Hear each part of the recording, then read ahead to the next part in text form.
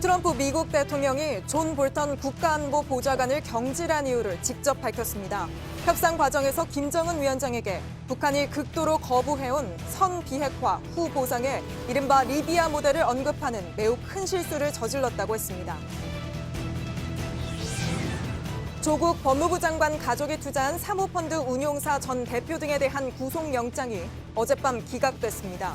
검찰은 법원이 이들이 주범이 아니라고 판단한 걸로 보고 해외로 도피한 조국 장관 오촌 조카를 추적하고 있습니다.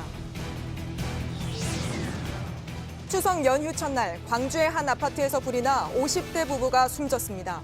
딸은 창틀에 매달려 있다가 잠옷바람으로 나선 이웃에게 구조됐습니다. 위성 행렬로 막혔던 고속도로가 지금은 대부분 풀렸습니다. 밤 9시 이후에는 전 구간이 원활할 것으로 보입니다. 우리 장애인체육회가 내년 도쿄 장애인 올림픽을 앞두고 우길기 응원 등에 관해 공식적으로 문제를 제기했습니다. 중국 역시 우리의 문제 제기를 공개 지지했습니다.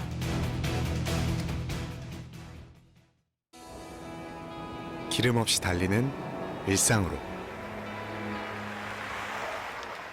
내일을 바꾸는 현대수소 전기차. 도널드 트럼프 미국 대통령이 어제 존 볼턴 국가안보 보좌관을 전격 해고한 이유를 직접 밝혔습니다.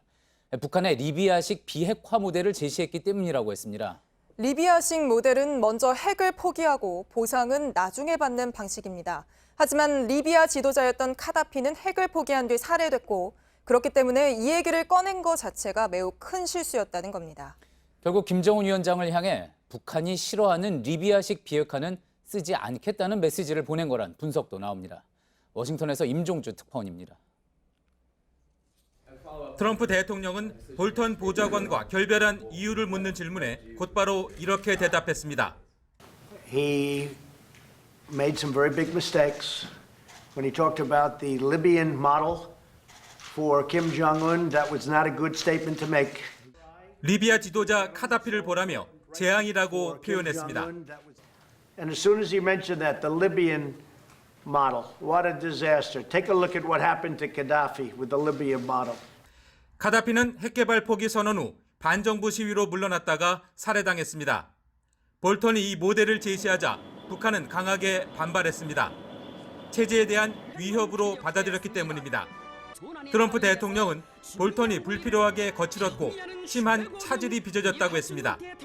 트럼프 대통령은 북한의 잠재력도 거듭 언급했습니다. 북한에서 뭔가가 일어나는 걸 보기 원한다며 가장 믿을 수 없는 실험의 하나가 될 수 있다고 말했습니다. 워싱턴에서 JTBC 임종주입니다. 예, 그럼 곧장 워싱턴 연결해 보겠습니다. 임종주 특파원, 그동안은 이제 탈레반과의 비밀 협상에 대해서 대통령과 의견 차이가 커서 볼턴을 해고한 걸로 알려졌는데 그보다는 북한 문제가 더 컸다는 이야기군요. 네, 그렇습니다. 트럼프 대통령은 볼턴이 큰 실수를 몇 개 했다고 했는데 그중 북한과의 협상을 방해했다는 걸 결정적 이유로 꼽은 겁니다. 리비아 모델 때문에 김정은 위원장이 볼턴과는 아무것도 안 하겠다고 했다는 얘기도 했습니다. 이 대목은 하노이 2차 북미 정상회담 결렬에 대한 책임론과도 연결됩니다. 잠깐 들어보겠습니다. And he's using that to make a deal with North Korea. And I don't blame Kim Jong-un for what he said after that. And he wanted nothing to do with John Bolton. 예, 그러니까 트럼프 대통령의 이야기는 리비아 모델에 대해서 북한이 그만큼 거세게 반발을 했다는 거군요.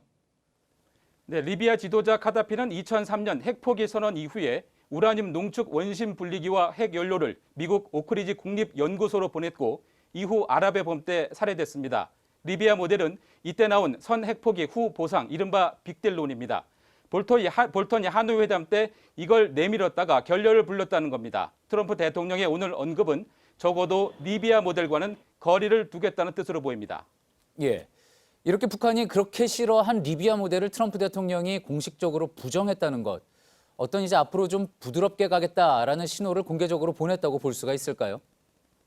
네, 트럼프 대통령이 북한의 잠재력도 함께 거론했는데 비핵화를 하면 체제 보장과 경제적 보상을 함께 하겠다는 얘기를 공개적으로 한 겁니다. 트럼프 대통령이 전임 정부와 차별화한 대표적인 게 북핵 문제였고 그렇다 보니 협상이 순탄치 않을 때마다 공격을 받아왔는데 이번엔 재선을 위해 확실히 뭔가 성과를 내고 치적을 쌓겠다는 뜻으로 보입니다. 예. 그러다 보니 결국 북미 협상에 앞으로 이뤄질 북미 협상에 긍정적인 영향을 줄 거라는 예상이 나오고 있는 것 같습니다. 네, 워싱턴 조야와 언론은 그 부분에 큰 관심을 두고 있습니다. 일단 북미 간 실무 협상이 재개되고 또 협상의 동력을 이어가는데 긍정적으로 작용할 것이라는 전망이 나오고 있습니다.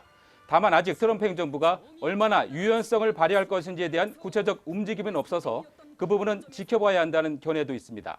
예. 볼턴 보좌관이 경질된 이후에 이제 조총련 기관지죠. 조선신보에서 앞으로 있을 북한, 미국 실무 협상에 대한 이야기가 나왔다고 하죠. 네, 조총련 기관지 조선신보는 실무 협상이 순회회담, 즉 정상회담에서 서명하게 될 합의문에 담아내는 내용을 논의하고 조율하는 과정이라고 밝혔습니다. 그러면서 하노이 회담 때처럼 낡은 각본은 안 된다고 주장했습니다. 실무 협상에 무게를 두면서 유연성을 발휘해 미국의 진전된 안을 가져오라는 압박을 한 것으로 보입니다. 예, 워싱턴에서 임종주 특파원이었습니다. 조국 법무부 장관 가족이 투자한 사모펀드를 둘러싼 의혹과 관련해 검찰이 청구한 구속영장이 어젯밤 기각됐습니다. 검찰은 법원이 범죄 혐의와 증거 등에 대해선 문제 삼지 않았다며 수사를 이어가겠다고 밝혔습니다. 여성국 기자입니다. 서울중앙지법 명재권 영장전담 부장판사는 코링크 프라이빗 에쿼티의 이모 전 대표와 코링크가 투자한 업체 최모 대표에 대한 구속영장을 기각했습니다.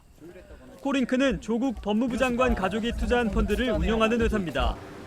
검찰은 이 전 대표에 대해 자본시장법 위반, 횡령, 증거인멸 등의 혐의를 적용했습니다. 최모 대표에는 횡령 혐의가 적용됐습니다. 법원은 이들이 사실관계를 대체로 인정하고 있고 관련 증거가 수집돼 있어 구속 필요성을 인정하기 어렵다고 기각 사유를 밝혔습니다. 검찰은 일단 관련 수사를 계속하겠다는 입장입니다. 법원이 범죄 혐의나 증거에 대해 문제 삼은 게 아니란 설명입니다. 검찰 관계자는 법원이 주범은 따로 있다고 판단한 것이라며 관련 수사를 차질 없이 계속하겠다고 밝혔습니다. 검찰이 지목하는 주범은 조 장관의 오촌 조카입니다. 코링크를 실질적으로 운용한 걸로 알려진 조카 조 씨는 지난달 말 필리핀으로 도피한 뒤 잠적한 상태입니다. 하지만 조 씨가 검찰은 물론 국내 지인들과도 연락이 닿지 않아 귀국해 조사를 받기까지 시간이 걸릴 수 있다는 관측도 나옵니다.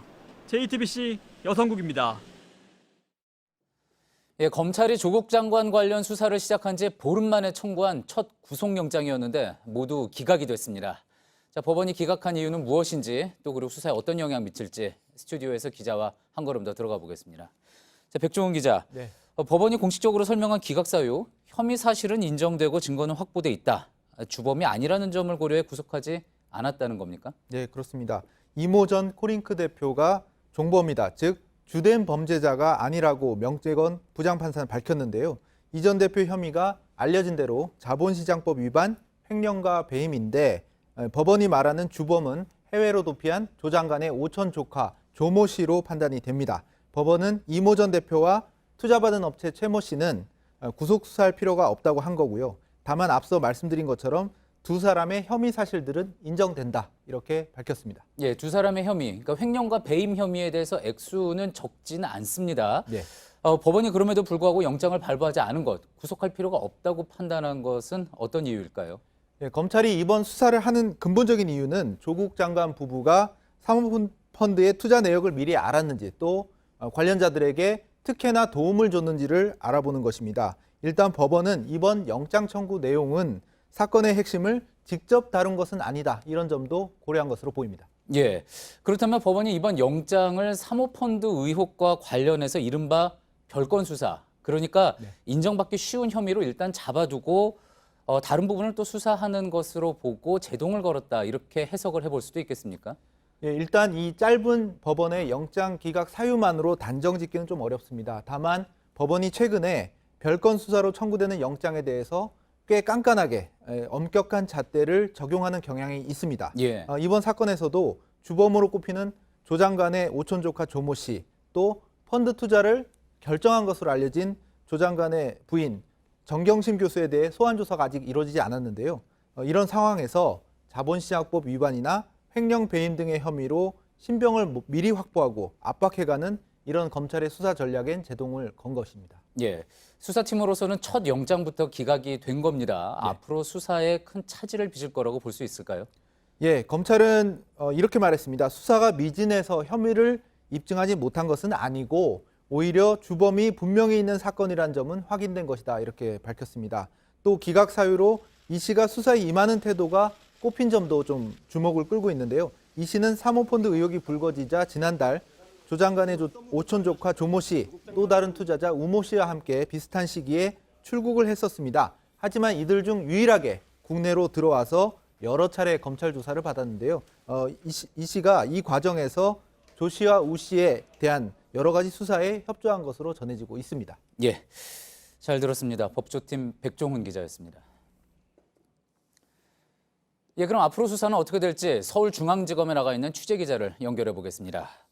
박병현 기자, 연휴가 이제 시작이 됐는데 오늘도 검찰은 수사를 계속하고 있습니까? 예, 오늘 검찰은 연휴 기간에도 정상적으로 출근을 하면서 수사 기록을 검토하고 있는 것으로 전해졌습니다. 이어 추석 연휴가 끝나고 이번 사건의 주요 관련자들의 소환 일정도 검토하고 있는 것으로 전해졌습니다. 어제 구속영장이 기각된 코링크 PE의 전 대표 이모 씨는 이번 주 토요일 다시 불러 조사할 것으로 보입니다. 예. 자, 앞서도 이야기했지만 이번 수사에서 처음으로 청구된 구속영장이 기각된 겁니다. 지금 오늘 취재한 바 검찰 쪽 입장은 어떻게 들리고 있습니까? 예, 어제 구속영장이 기각된 것이 앞으로의 검찰 수사에는 큰 영향이 없다는 게 검찰의 설명입니다.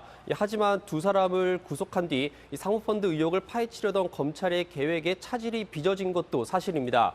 결국 검찰이 조국 장관의 가족을 둘러싼 사모펀드 의혹과 관련해 이 주요 관련자지만 지금은 해외로 출국한 조 장관의 오촌 조카의 신병을 확보하는 데 주력할 전망입니다. 그리고 조 장관 부인 정경심 교수와 관련한 소식이 들어와 있습니다. 정 교수의 동양대 사무실에서 PC를 가져올 때 도운 증권사 직원이 이번에는 조 장관의 집에 있던 PC의 하드디스크도 교체해줬다, 이런 말이 나왔죠.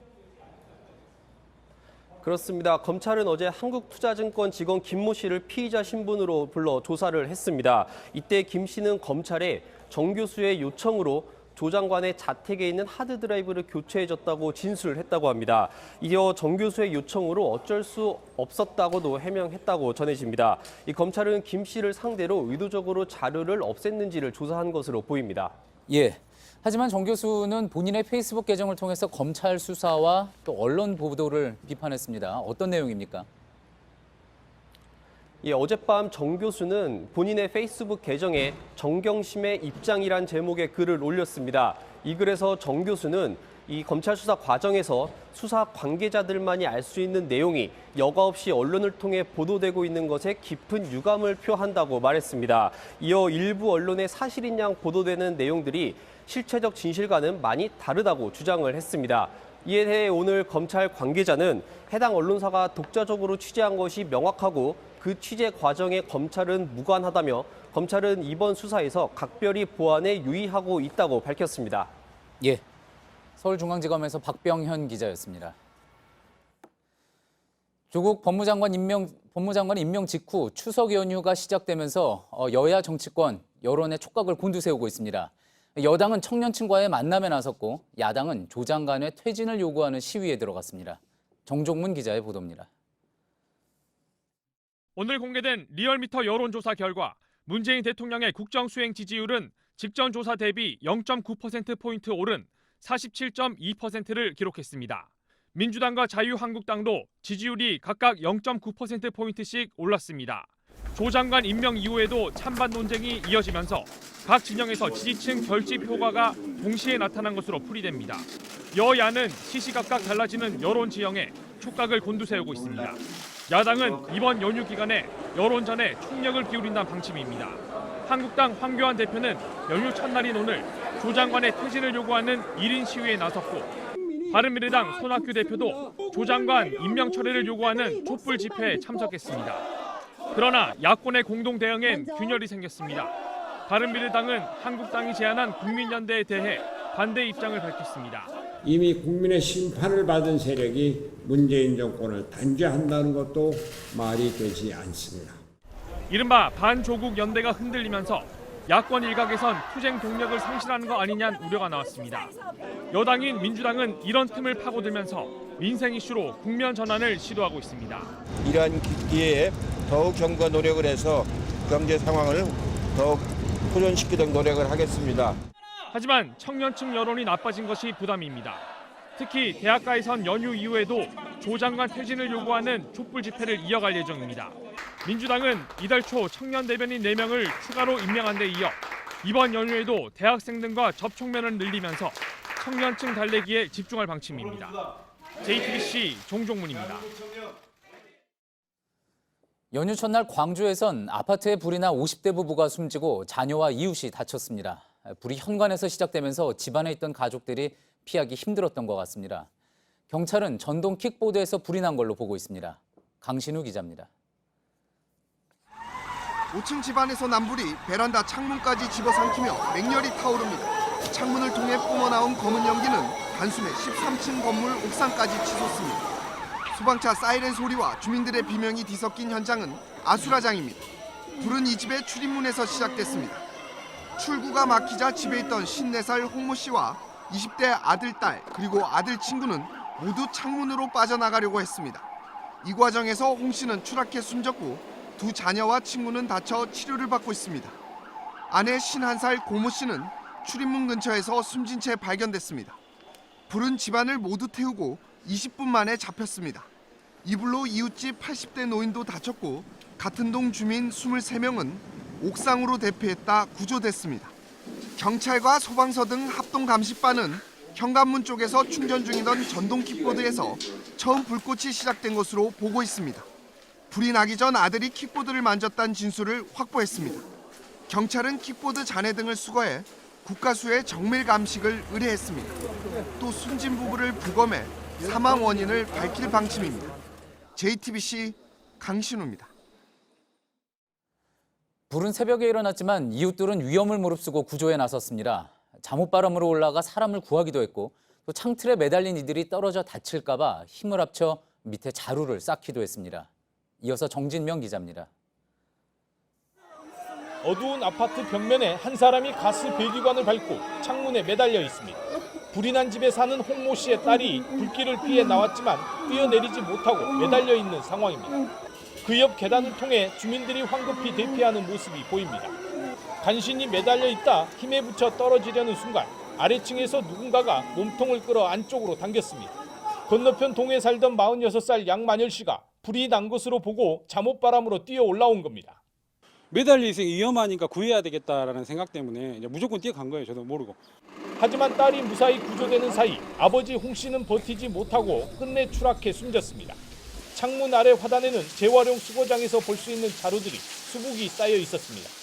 홍 씨 부녀가 매달려 있는 것을 본 이웃 주민들이 혹시 떨어질 것에 대비해 충격을 조금이라도 줄여보려고 일종의 에어매트를 깐 겁니다. 하지만 홍 씨는 주민들이 가져다 놓은 자루가 아닌 2층 콘크리트 지붕으로 떨어져 참변을 당했습니다. 위급한 상황에서 양 씨는 평소 알고 지내던 이웃의 딸을 구했지만 끝내 홍 씨를 구하지 못한 것을 안타까워했습니다. JTBC 종진명입니다. 오늘 전국의 고속도로는 귀성행렬로 막혔다 풀렸다를 반복했습니다. 지금은 상황이 좀 나아졌다고 하는데 서울 요금소에 나가 있는 취재 기자 연결해 보겠습니다. 자, 김지성 기자, 화면상으로는 차가 그리 많이 보이진 않는데 정체가 다 풀렸습니까? 네, 지금은 차들이 멈추거나 속도를 줄이지 않고 이곳 서울 요금소를 빠져나가고 있습니다. 오늘 낮까지만 하더라도 차들이 제 속도를 못 내고 또 막히는 모습도 많이 있었습니다. 그리고 오늘 정오에는 이곳 서울 요금소에서 부산까지 7시간이 넘게 걸리기도 했는데요. 오후 들어서 서서히 정체가 풀리더니 현재는 이렇게 뻥 뚫린 모습입니다. 네, 오늘 몇몇 시청자들께서 서울에서 부산까지 10시간 만에 도착했다 이런 소식도 전해주셨는데 지금은 얼마나 걸립니까? 네, 저녁 8시 기준으로 이곳 서울 요금소에서 부산까지는 4시간 30분, 광주까지는 3시간 40분, 대전까지는 1시간 30분이 소요될 것으로 예상됩니다. 이렇게 대부분 원활한 상황이지만 상습 정체 구간인 서해안 고속도로 일부는 여전히 좀 막힙니다. 서해대교 횡담도 휴게소 부근에서 가다서다를 반복하고 있습니다. 오후 9시가 지나면 이곳도 정체가 완전히 풀릴 것으로 보입니다.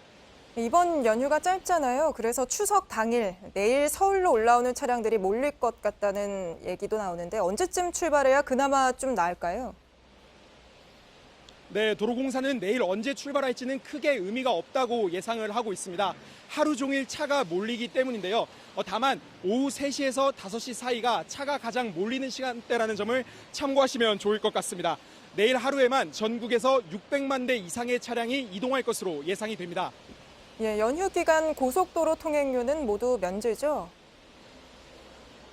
네, 민자 고속도로까지 모두 해당이 됩니다. 통행료 면제는 토요일 자정까지입니다. 이번 주 일요일은 휴일이지 추석 연휴는 아니기 때문입니다. 그리고 토요일 자정 전까지만 고속도로에 진입을 하면 나올 때 날짜가 바뀌어도 통행료가 부과되지 않습니다. 그리고 통행료를 내지 않아도 통행권은 반드시 뽑아야 합니다. 하이패스를 이용하는 시민들은 평소대로 지나시면 될 것 같습니다. 네, 지금까지 서울요금소에서 김지성 기자였습니다. 네, 어제 일본 아베 총리가 우익 인사들을 대거 중용하는 큰 폭의 개각을 했다는 소식 전해드렸는데요. 아니나 다를까 취임 첫날부터 장관들 망언이 쏟아졌습니다. 일본 내에서도 국민의 눈을 가리는 내각이라는 비판이 나오지만 아베 정권 인사들은 아랑곳하지 않고 있습니다. 도쿄에서 윤서령 특파원입니다. 망언의 첫 타자는 아베의 분신 하기우다 고이치 문부과학상이었습니다. 그는 취임 기자회견에서 군국주의의 잔재인 교육치거를 옹호하는 발언을 했습니다. 매일매일 생활 속에 참고할 게 있다면서 지금은 사라진 교육치거에 굳이 의미를 부여한 겁니다. 교육치거는 메이지 일왕 시절 발표된 교육원칙으로 일제 패망 직후인 1946년 폐지됐습니다. 특히 아베 총리와 바비큐 파티를 즐길 정도로 각별한 하기우다 때문에 이번 내각은 바비큐 내각이란 조롱까지 받고 있습니다. 야당에서도 친구 총복습 내각, 재고 처리 내각, 눈가리기 내각이라며 이번 인사를 깎아내렸습니다. 미일 무역 협상에서 퍽퍽한 태도를 보여 트럼프 대통령으로부터 터프 네고시에이터란 별명을 얻은 모테기 도시미츠 외무상은 또다시 한국 탓에 나섰습니다. 国際法に違反をし、日韓関係の基礎を覆し、この1年近く残念ながらこうした状態が続いているわけであります。 스가와라 이슈 경제산업상도 일본 정부의 수출 규제 조치는 WTO 협정을 위반하지 않았다고 주장했습니다. 도쿄에서 JTBC 윤서령입니다. 내년 도쿄올림픽과 패럴림픽을 앞두고 일본 측은 우길기 응원을 허가했죠. 심지어 패럴림픽 메달 문양도 우길기를 닮아서 논란인데요. 정부에 이어 오늘은 대한장애인체육회가 이 문제에 공식적으로 항의했습니다. 그러자 중국도 바로 우리 입장을 공개 지지했는데 우리는 앞으로 더 많은 아시아 국가들과 연대할 계획입니다. 온누리 기자입니다. 경기장 내 우길기 응원을 제지하지 않겠다고 밝힌 도쿄 조직위. 패럴림픽 메달의 문양도 우길기를 닮았습니다. 이 문제는 최근 중국도 뜨겁게 달궜습니다. 그러자 중국 패럴림픽위원회는 오늘 우리와 함께 우길기 항의에 나섰습니다. 대한장애인체육회가 패럴림픽 메달 디자인이 우길기와 비슷해 충격받았다며 조직위의 즉각적인 해결 방안을 요구한다고 항의하자 중국 측도 정치 문제는 대회와 분리해야 한다고 거들었습니다. 대회에 출전하는 100여 개 나라 선수 단장들이 모인 커다란 회의장. 이곳에서 우길기 문제를 공론화하고 또 이웃 국가의 동조를 얻어냈다는 부분은 의미가 큽니다. 중국뿐만 아니라 홍콩이라든가 동남아시아라든가 이런 국가들하고 같이 이제 공조를 하고 의견을 공유를 하고 하는 그런 계획이 있습니다. 그러나 일본 언론에 따르면 국제 패럴림픽위원회 IPC 앤드루 파슨스 회장은 패럴림픽 메달 디자인 변경은 고려하지 않는다고 말했습니다. 일본 언론은 또 파슨스 회장이 우길기에 대해 깃발 반입 금지 규칙은 IPC에 원래 없고 정치 문제는 스포츠와 구분하겠다고 밝혔다며 IPC는 한국 요청을 받아들이지 않는 입장이라고 보도했습니다. JTBC 온누리입니다. 외국 나가서 운전하려면 출국하기 전에 국제운전면허증 따로 발급받아야 했죠. 오는 16일부터 영국과 캐나다, 싱가포르 등 33개 국가에서 바로 쓸 수 있는 영문 운전면허증을 발급받을 수 있습니다. 새 운전면허증을 신청하거나 기존 면허증을 반납하고 재발급할 때 수수료를 내면 뒷면에 영문 운전면허증을 넣을 수 있습니다. 명절에 다치거나 배탈이라도 나서 아프면 어떻게 해야 할지, 또 어디로 가야 할지 참 난감하죠. 응급실 말고도 문 여는 약국, 병원들도 있는데 어떻게 찾을 수 있을지 배양진 기자가 알려드립니다.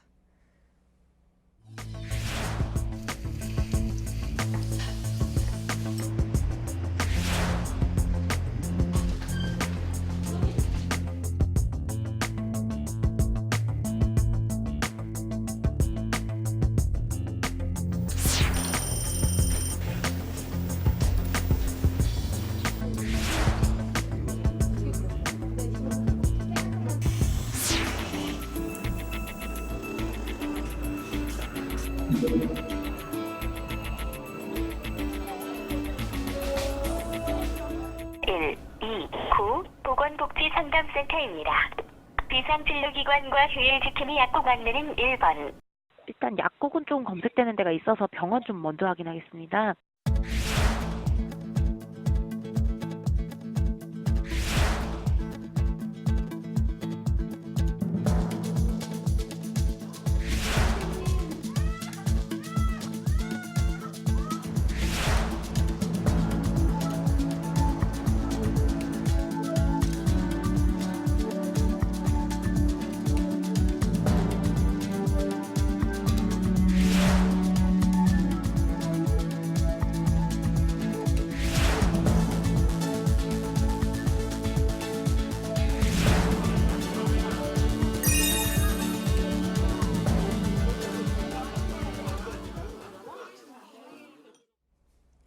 대형마트에 새벽 배송 앞세운 온라인 업체들까지 요즘은 굳이 시장 안 가도 명절 장 보러 갈 곳 참 많죠. 그래서 떠나간 소비자들 발걸음 돌리려고 전통시장도 가격 표시하고 카트 빌려주고 많이 변하고 있습니다. 전다빈 기자입니다. 서울의 한 전통시장입니다. 물건값이 얼마인지 깎아줄 수 있는지 흥정하는 목소리가 이곳에선 들리지 않습니다. 대신 물건 가격을 표시한 안내판들이 붙어 있습니다. 대형마트처럼 무료로 카트도 빌려줍니다. 젊은 사람들은 흥정을 잘 안 하고 막 말을 하기보다 바로 사는 그런 성격인 것 같아요. 저는 흥정보다 가격이 표시되는 게 더 편하다고 생각해요. 가격이 없으면 왠지 비싼 물건 같고 우리가 사기가 좀 꺼려지잖아요. 물어보지 않아도 바로 알 수 있으니까 보기 사기 쉽고. 전주에 있는 이 전통시장에선 상인들이 시장 이름을 딴 수제 맥주를 개발 중입니다.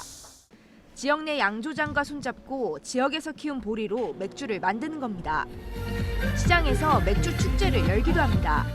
이 수제 맥주 체험을 할 수 있는 공간도 관광객들을 유입하고 먹거리, 놀거리 그런 체험거리를 만들게 되면 상당히 이 전통시장이 활성화되지 않을까.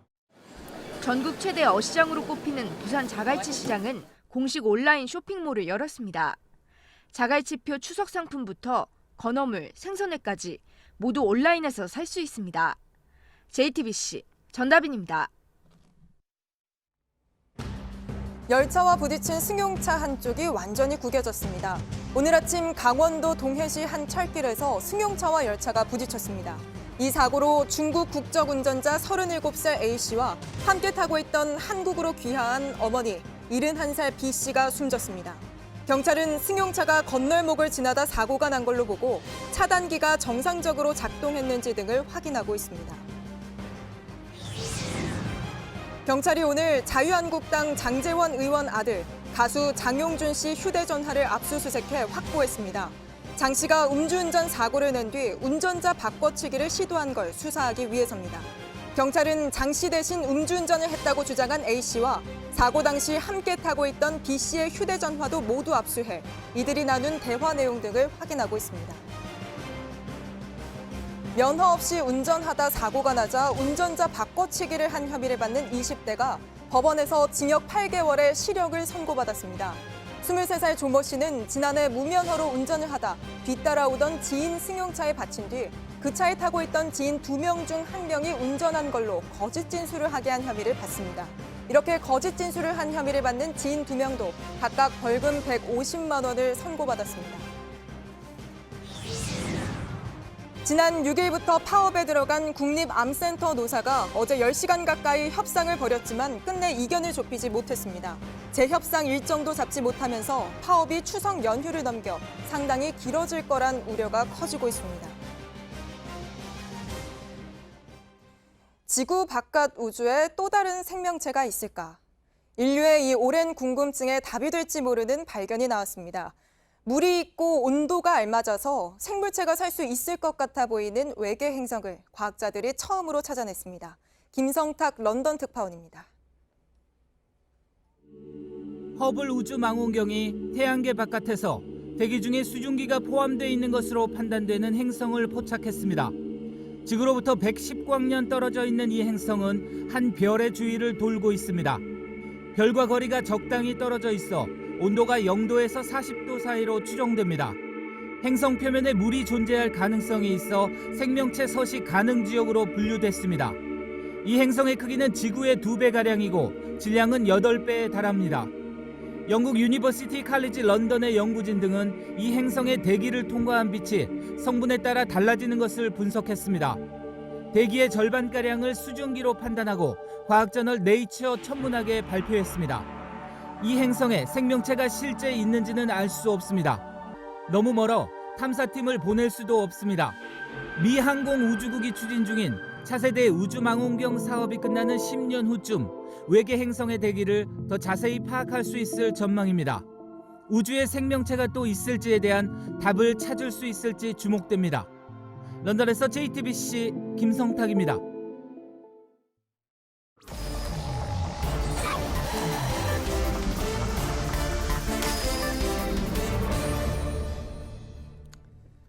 예, 연휴 첫날 비하인드 뉴스 시작하겠습니다. 최재원 기자가 나와 있습니다. 최 기자, 첫 번째 키워드 볼까요? 네, 첫 번째 키워드는 삭발의 이유로 정했습니다. 예, 최근 삭발을 한 국회의원들 이야기 같군요. 네, 가장 먼저 삭발을 한 무소속 이현주 의원. 자신이 왜 삭발까지 하게 됐는지 그 이유를 설명하는 영상을 오늘 직접 올렸습니다. 뭐라고 했는지 한번 들어보시죠. 예. 국민 여러분의 마음을 대신 해줘야 되겠다. 대신 표출해야 되겠다. 설마 이렇게 내가 삭발을 하고 메시지를 던지면 대통령이나 조국도 듣고 있겠지. 우리의 결기를 보여주자. 예, 결기를 보여주자. 이렇게 이야기를 했군요. 네. 많은 관심을 끄는 데는 성공을 한 것 같습니다. 네. 이 해당 영상에서도 이현주 의원은 이 조국 장관에 대한 비판 그리고 문재인 정권에 대한 비판에 집중을 하고 있는데 이런 얘기도 했습니다. 이것도 좀 이어서 들어보시죠. 예. 돈 벌기 위해서 정말 뼈 빠지게 일해왔던 사람들, 정말 묵묵하게 자신이 노력해서 뭔가를 해보려고 했던 사람들, 그런 많은 국민들이 좌절하고 내가 어리석었구나. 예, 묵묵하게 노력을 해왔던 사람들을 좌절하게 했다. 이런 사람들의 목소리를 그래서 본인이 전하고자 했다. 이런 뜻으로 해석이 되는군요. 네, 조국 장관 논란으로 좀 묵묵하게 노력했던 사람들이 좌절하게 됐다. 이런 취지의 발언이었는데 여기에 대해서 응원하는 지지자들의 목소리도 있었습니다만 이 과거에 이현주 의원 발언을 지적을 하면서 비판하는 목소리도 있었습니다. 이현주 의원은 2017년에 국민의당 소속이었는데 당시에 이 정규직 전환을 요구하는 학교 급식 노동자들 파업 문제와 관련해서 한 언론에 이렇게 발언한 게 알려지면서 논란이 인 적이 있었습니다. 이 학교 급식 노동자들을 겨냥해서 그냥 밥하는 동네 아줌마들이다. 별게 아니다. 왜 정규직이 돼야 하느냐라고 발언을 한 것으로 알려졌었고 또 비정규직 노동자들을 향해서 미친 X들이라고 비하하기도 했었습니다. 예, 특별한 기술이 없는데 왜 정규직화를 해야 되느냐 그런 취지의 이야기였었죠. 네. 그래서 상당히 그 당시에도 논란이 됐던 걸로 기억을 합니다. 네. 또 그런가 하면 이 공개석상에서 이런 발언을 해서 또 논란이 있었는데 이건 직접 들어보시죠. 예. 저도 아르바이트 한 적이 있습니다만 월급을 떼인 적도 있습니다. 사장님이 망해서요. 그런데 사장님이 같이 살아야 저도 산다 이런 생각에서 떼었지만 노동청에 고발하지 않았습니다. 우리 사회에 이런 어떤 공동체 의식이 같이 함께 살아야 된다 이런. 예. 알바비를 떼어도 고발하지 않는 것이 공동체 정신이라는 취지의 발언이었는데 이 발언 역시도 당시에 좀 논란이 있었고 또 부적절했다는 지적들이 있었습니다. 이런 발언들을 했던 이현주 의원이 있는가 하면 또 조국 장관을 비판하면서 묵묵하게 노력해왔던 사람들을 걱정하는 이현주 의원도 있는 겁니다. 예. 그렇군요. 다음 키워드 볼까요? 네. 다음 키워드는 그들의 명절로 정했습니다. 예. 누구의 명절을 이야기하는 겁니까? 네, 그림을 좀 보면서 설명을 드리겠습니다. 이 박근혜, 이명박 두 전직 대통령 그리고 징역 3년 6개월이 최종 확정된 안희정 전 충남지사. 박 전 대통령은 지금 서울구치소에 있고 이 전 대통령은 논현동 자택 그리고 안 전 지사는 안양구치소에 머무르고 있는데 이들이 좀 추석 명절을 어떻게 보내게 될지를 소개를 해드리겠습니다. 우선 예. 박근혜 전 대통령 2017년 3월 구속 이후에 5번째로 맞는 명절인데 이번에도 구치소 독방에서 지내게 될 가능성이 높습니다. 이 혈육인 박지만 이지 회장 그리고 박근령 전 유경재단 이사장 만나는 것 여전히 거부하고 있기 때문입니다. 예. 서울구치소는 추석 당일의 특식으로 강정과 딸기 우유를 준비했다고 하고 또 특선 영화도 준비했다고 하는데 강철비라는 영화, 이 북한 요원과 청와대 외교안보 수석이 함께 좀 손을 잡아서 전쟁을 막는 그런 내용의 영화인데 뭐 이런 것들을 준비했다고 합니다. 예. 자, 명절 뒤에 이제 어깨 수술을 받게 된다고 하죠? 네, 이 16일에 외부 병원에 입원을 한다고 하고 또 더불어서 좀 이명박 전 대통령도 소개를 해드리면 설에는 이 박 전 대통령과 마찬가지로 구치소에서 명절을 보냈었지만 뭐 지금은 아시는 것처럼 현재 보석으로 이 자택에 머물고 있는 상황입니다.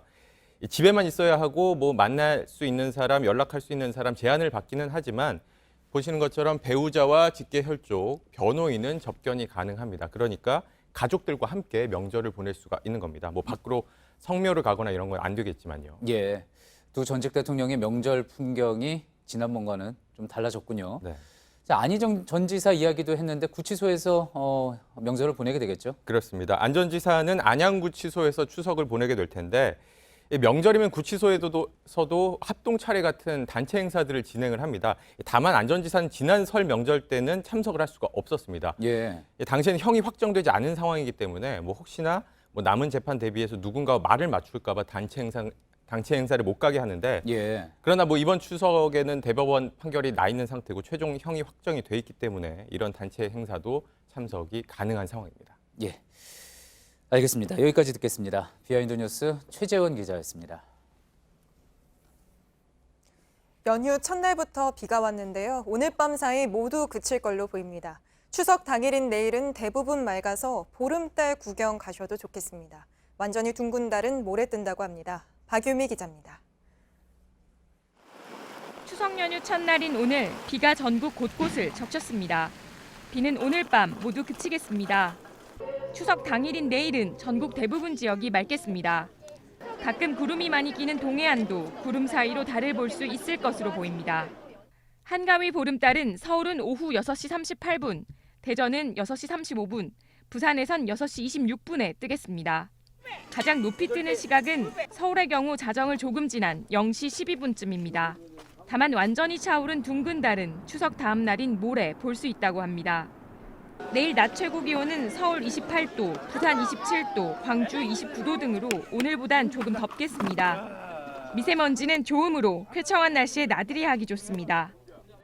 토요일인 모레는 전국이 가끔 구름 많은 가운데 수도권과 강원 일부 지역은 오후부터 비가 오는 곳이 있겠습니다.